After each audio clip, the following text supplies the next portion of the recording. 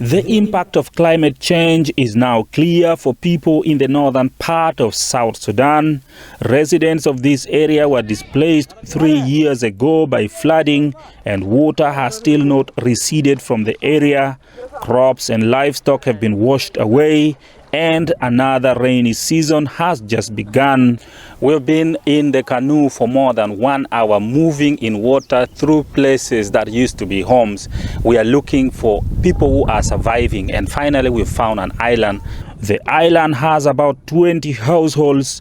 They had returned to their own homes in 2018 when a peace deal was signed after years of civil war had displaced them. Now flooding has chased them away from their farms.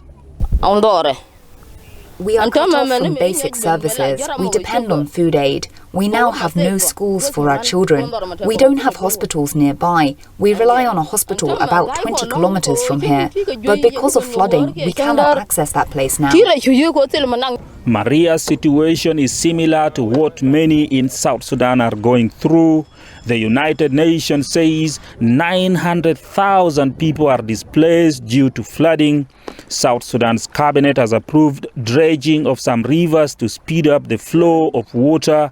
However, the country's environment ministry is opposed to the move. We as the ministry, we are only preserving and protecting environment. And anything that comes to harm environment will not accept as a ministry. So our position will always be one, and we'll always stick to our position, we'll not change our position. The debate on whether or not to dredge the rivers go on.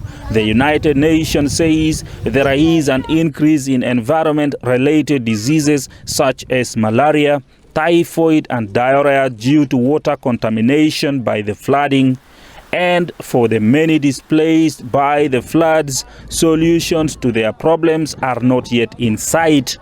Patrick Oyet, SABC, Bentiu, Unity State in the northern part of South Sudan.